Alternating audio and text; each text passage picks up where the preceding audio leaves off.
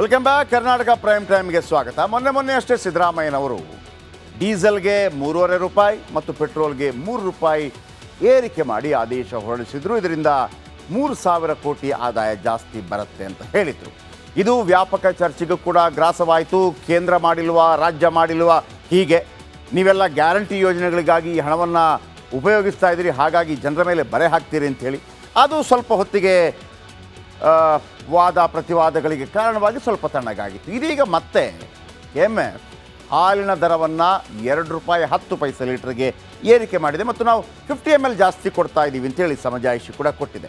ಸಿದ್ದರಾಮಯ್ಯ ಸರ್ಕಾರ ರಾಜ್ಯದ ಜನತೆಗೆ ಮತ್ತೊಮ್ಮೆ ಶಾಕ್ ಕೊಟ್ಟಿದೆ.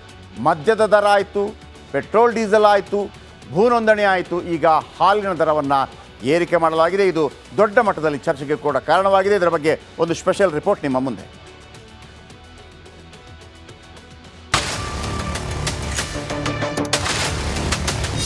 ನನಗೂ ಫ್ರೀ, ನಿಮಗೂ ಫ್ರೀ, ಮಾದೇವಪ್ಪನಿಗೂ ಫ್ರೀ, ಕಾಕಾ ಪಾಟೀಲ್ಗೂ ಫ್ರೀ.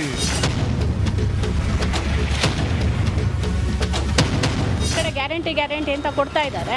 ಈ ಕಡೆ 20 ರೂಪಾಯಿ ಕೊಟ್ಬಿಟ್ಟು ಆ ಕಡೆ 40 ರೂಪಾಯಿ ಕಿತ್ಕೊತಾ ಇದ್ದಾರೆ. ಈಗ ನಮ್ಮ ಯಜಮಾನರು ಆಟೋ ಓಡಿಸ್ತಾರೆ, ನಾವು ಫ್ರೀ ಬಸ್ ಅಂತ ಮಾಡಿದ್ದಾರೆ. ಈಗ ಆಟೋ ಬಾಡಿಗೆ ಇಲ್ಲ, ನಾವೇನು ಜೀವನ ಮಾಡೋದು ಹೇಳಿ?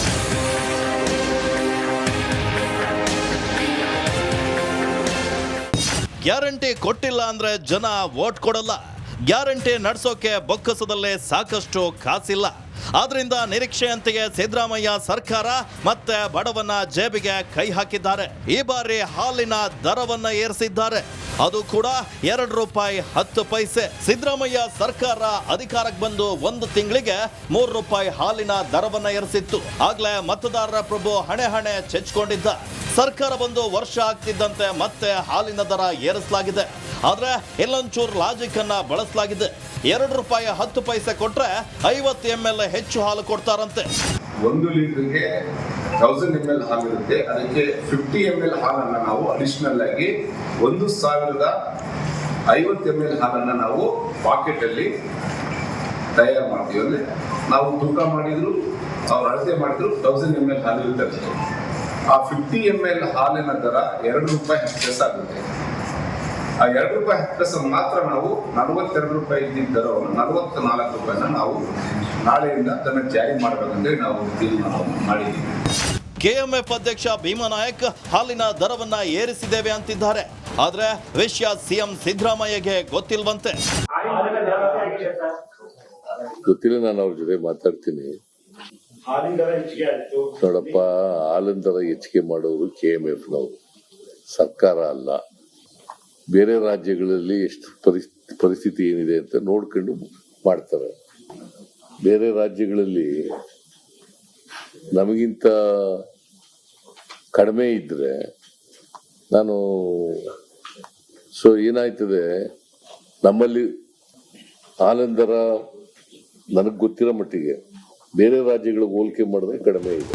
ಹಾಲಿನ ದರ ಏರಿಕೆ ಮಾಡಿದ್ದಕ್ಕೆ ಹೋಟೆಲ್ ಮಾಲೀಕರ ಸಂಘವು ಎಚ್ಚೆತ್ತಿದೆ. ವಿಧಿಯಿಲ್ಲದೆ ಕಾಫಿ ಟೀ ಬೆಲೆ ಏರಿಕೆ ಮಾಡಲಾಗುವುದು ಅಂತ ಹೋಟೆಲ್ ಮಾಲೀಕರ ಸಂಘದ ಅಧ್ಯಕ್ಷ PC ರಾವ್ ಹೇಳಿದ್ದಾರೆ. ಇಂದಿನಿಂದ 50 ml ಹೆಚ್ಚುವರಿ ಹಾಲನ್ನು ಕೊಟ್ಟು ಪ್ಯಾಕೆಟ್ಗೆ 2 ರೂಪಾಯಿ ಬೆಲೆಯನ್ನು ಹೆಚ್ಚಿಸುತ್ತಿರುವುದು ನಮಗೆ ಇದರ ಬಗ್ಗೆ ಹೆಚ್ಚಿಗೆ ಅರ್ಥವಾಗುತ್ತಿಲ್ಲ. ಹೀಗಿದ್ದರೂ ಹಾಲಿನ ಬೆಲೆ ಹೆಚ್ಚುತ್ತಿಲ್ಲವೆನ್ನುವುದು ನಮ್ಮ ಅಭಿಪ್ರಾಯ. ಈ ಎಲ್ಲ ಕಾರಣಗಳಿಂದ ಹೋಟೆಲ್ಗಳ ತಿಂಡಿಯ ಬಗ್ಗೆ ನಾವು ಮುಂದಿನ ದಿನಗಳಲ್ಲಿ ಚರ್ಚಿಸಿ ತೀರ್ಮಾನಗಳನ್ನು ತೆಗೆದುಕೊಳ್ಳಲಿದ್ದೇವೆ. ಈಗಾಗಲೇ ಹೋಟೆಲ್ಗಳಲ್ಲಿ ಟೀ ಕಾಫಿ ದರ 15 ರೂಪಾಯಿ ಇದೆ. ಮತ್ತೆ ಬೆಲೆಯನ್ನ ಹೆಚ್ಚಿಸಿದ್ರೆ ಅದು 20 ರೂಪಾಯಿ ತಲುಪಿದ್ರು ಅಚ್ಚರಿಯಿಲ್ಲ. Bureau report, Republic Kannada.